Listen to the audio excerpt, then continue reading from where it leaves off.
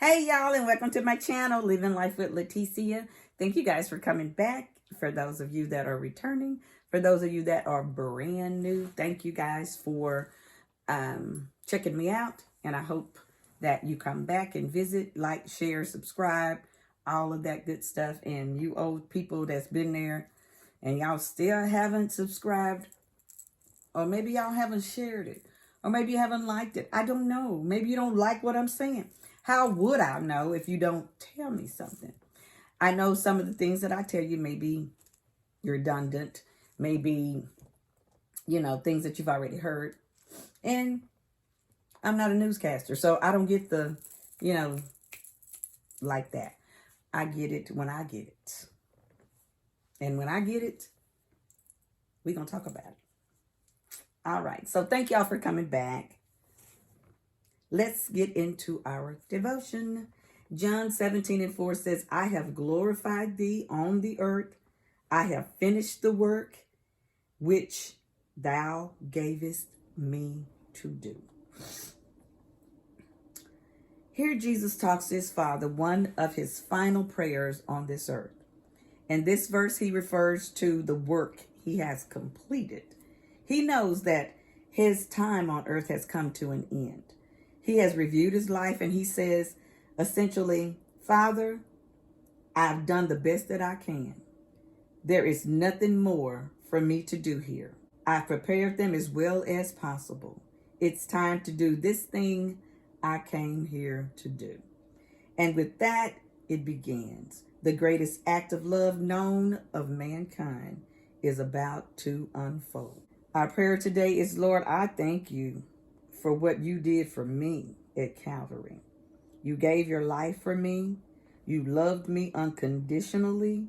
You suffered and died for me. Help me, Lord, to be worthy of all of your sacrifices that you made for me. Thank you, Lord, for this day, this hour, this moment. Thank you for our friends that are listening. We ask you to have them touch somebody, Lord, and let them know that some praying's going on up in here. All these blessings we ask in thy Son, Jesus Christ's name. For his sake, amen. All right, so anyway, thank y'all again for liking and sharing. And if you have, and if you haven't, come on, y'all. Help a sister out. It'll be all right if you just help a sister out, because I am here to help you guys. And so today we are finishing up on our 4-series segment. This is the last of it, and these are just some questions that you may have, about some of the things that will go on once you start applying. It tells you what the online mortgage is. It's just a simple loan, home loan that you apply for digitally with an online lender to buy a home. Makes sense for those with good credit scores and stable income.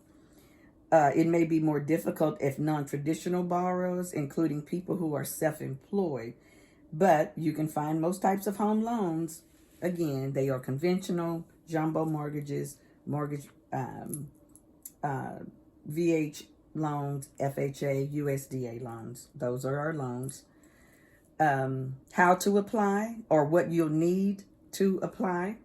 Applying for a mortgage online isn't that different from applying at a local bank. The first goal is to gather everything that you need for the online mortgage company, or what they might need for your pre-approval. First of all, this may include some such records like your documents proving your income, your debts, your assets, and of course your identity. And you want to make sure that they prove who they are too. Make sure. These can include your the things that you need will include your paycheck stub, your bank statements, your profit and loss statements if you have that. Self-employed, if you're a self-employed home buyer, you'll possibly need your tax return, your proof of employment, like an offer letter, and your photo ID. Social Security number, your recent W-2s, paycheck stubs, bank account statement, tax return, proof of assets. If you're a first-time home buyer, the lender may ask you for your renting history. So, I just learned this too the other day, that all lenders, or not lenders, all apartment complexes do not report your history, your payment history to the credit bureaus. Sometimes you have to ask them if they do, and if they don't, you want them to, because that's your credit. That's how they can tell, that you're stable, that you are not bouncing from place to place and from house to house or apartment to apartment. So, normally like when, you see those people that they stay in their apartment for the 6 months while the rent is the 6-month special. And then after that, they move out. They don't want to see that. They want to see that you're gonna stay with this, because this ain't nothing to get in and out of. A house is a major purchase. So you want to be prepared, you want to be ready, and you want to know, what all you need to do once you're there. Okay, so you do want to ask your current apartment complex or whoever you're renting from, even if it's your parent. If you're paying any rent somewhere, you need proof of that, and you need somehow for them to report that to the credit bureaus. You'll also need to provide them what type of loan you want to take, which is what I mentioned earlier. Be sure to give the lender your permission to obtain your credit score. So the mortgage company will need to pull your credit report. That's the one time and you better make sure that these are the people that you want to deal with. Because again, anytime and every time they pull your credit report, it's a ding, which is dumb, because they know you're looking for a home and people are going to have to pull your credit, but they figure you go to one lender and that's all you need to go to. Sometimes you have to go to more than one, but hopefully you will not have to. We didn't. If you put that block on your credit, make sure you remove that once you allow them to obtain your credit score. They will need to pull a credit report. They follow the instructions online by completing the application and tracking the progress as you receive status updates. Usually the application process is pretty easy. You have to upload PDFs for important documents, and you will have a ton. You can track your loan's progress through an app. When we got a house, this online stuff was not there. We met with the people. I remember because I had the worst toothache. I had an abscess that a dentist put a cap on and knew that I had an abscess. We'll talk about doctors and dentists later. How much house can you afford?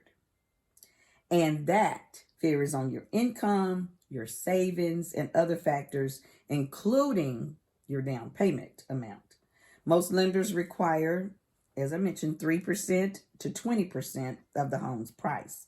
Although some programs like the USDA and the VA, for example, they do not require down payment at all. So if you're fortunate enough to be a veteran, I don't know if veterans' children can apply for the VA loan. I don't know. But that would be something that you can look into. I'm doing all this other stuff. I've done all your other homework for you, and you don't have to do any of this. Just take notes, write it down, rewind it, get the information, and follow these instructions, because they will definitely help you to keep down the frustration in your life trying to buy a house. You'll also have to account for the escrow, closing costs, your originating fees, and any other fees go along with it. That's included. That will be included. So you need to consider that, and keep in mind the principal, which is the amount of the home, the interest, which is what your bank or lender is going to bill you to take that loan out, the taxes, which is what your property is going to be valued as, and whoever you have, whatever county you reside in, or whatever you guys, it could be anywhere, wherever you reside, in that, or wherever you plan on building or having a home, is the county that you pay in. I know in Dallas, they pay for like 2 counties. Like I have someone that's in Mesquite. They pay Mesquite taxes and they pay Dallas County taxes. So that's a bit much. But anyway, you have to know that before you get into these areas. Make sure you know what taxes you're going to have to pay on your home. So if you are in an area where you are in the county of and whatever else, and you may need to check. Also, your insurance and all of this is your total mortgage payment each month. So it's your escrow, your closing costs, your originating fees, your interest, your taxes, your insurance. All of that is in that drop that you're going to be making on this house. Can you get a house with bad credit? Yes, you can. Although you may not get a very good rate. And so that's the whole thing. You want to get the best rate that you can. If it takes you just biting out and paying, your bills on time, you need to at least do that for 6 to 9 to 12 months. Anywhere from 6 to 12 months. You need just pay. It looks good when you pay a little bit extra. So pay a little bit extra if you can. But if you can't, just pay on time. Pay before time. Have it automatically withdrawn. I mean, just make sure you don't screw anything up as far as your credit is concerned, because you don't want them to look at your score and say, what you in here for? Because you're going to get a high interest rate. And if you do, wait, don't get it. You are not that eager to get a house. I know you are, but you're not. Get it at a good rate, because you don't want to have to worry about getting in at a high rate and then trying to refinance it later on, because you don't ever know if things may change. You may not qualify to refinance. So just try to get the best rate that you can off the bat. Okay. Government-backed loans typically have the most lenient credit score requirements. For example, if a VH loan programs, they accept borrowers with credit scores as low as 580. So there is hope out there. So don't fret if your score is not up there, but just do all you can to try to get it up, because I mean, credit is great to have. Everyone looks at it, even for when you're getting insurance these days, they look at your credit score. And I have no clue what that has to do with insurance. Why does my credit score have anything to do with my insurance or my health? It doesn't. It's because I got a bad credit score don't mean that I don't deserve to get insurance on myself or on my car. Anyway, that's another story for another time.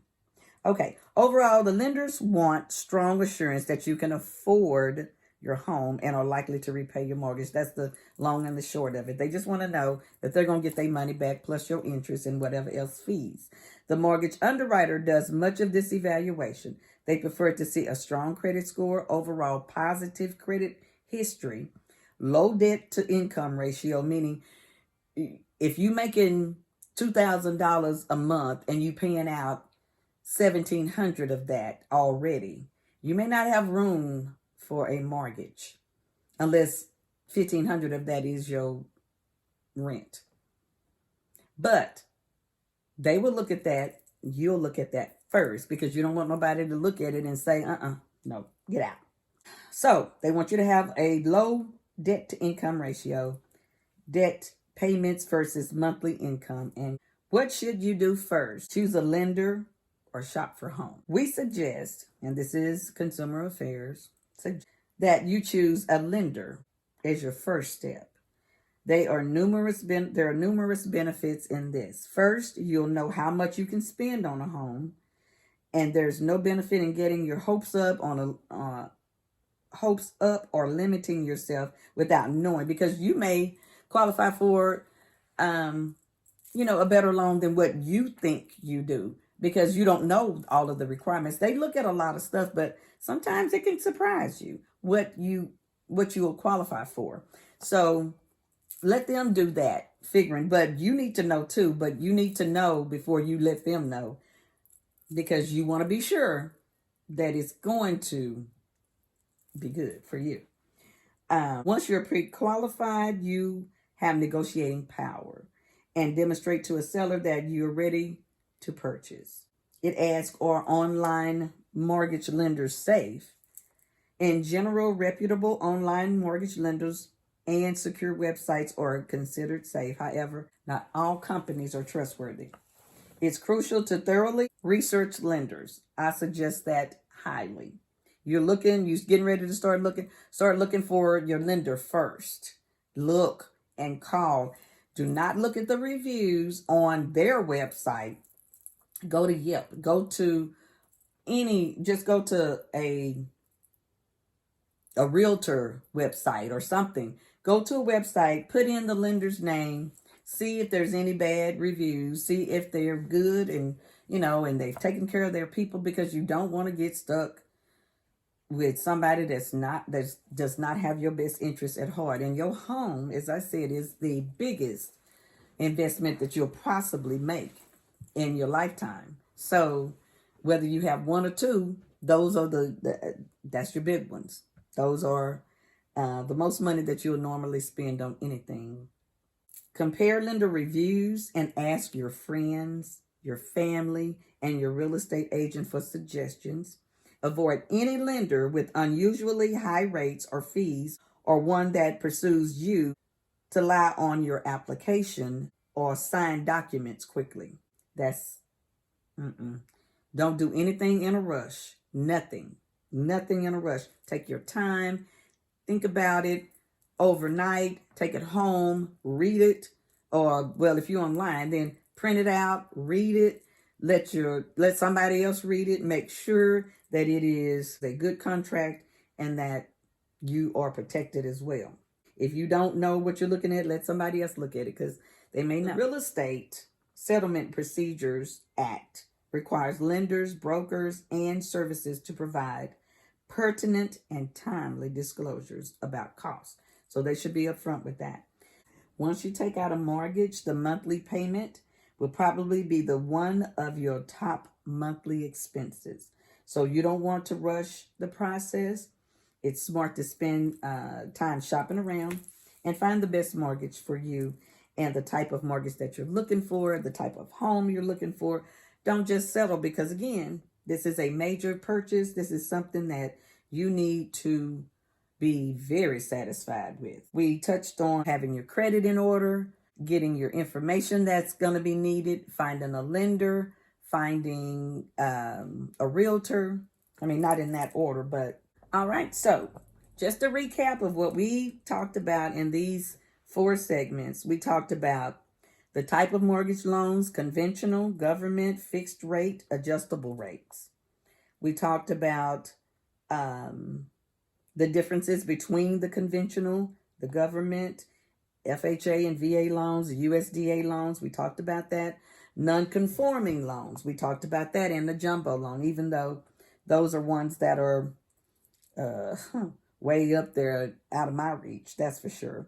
We talked about the fixed mortgage rate, the adjustable mortgage rates, and which mortgage is right for you: conforming versus a jumbo mortgage, conventional versus the FHA, fixed rate versus the adjustable rate. We talked about that. Then next segment, we talked about the different lenders and what their credit requirements are, what they look for when they are looking when they're looking for a client. We discussed what a mortgage is and how it works, and what parts of the mortgage goes where, and who takes what of what, and what you, the consumer, should be aware of. Of course, your monthly payment will consist of your principal, your interest, your property taxes, your mortgage insurance, and your homeowner's insurance. It says you can complete the whole mortgage process online. Now, I would suggest going to a reputable site like this, consumeraffairs.com, and it's consumer, CONSUMERAFFAIRS.com.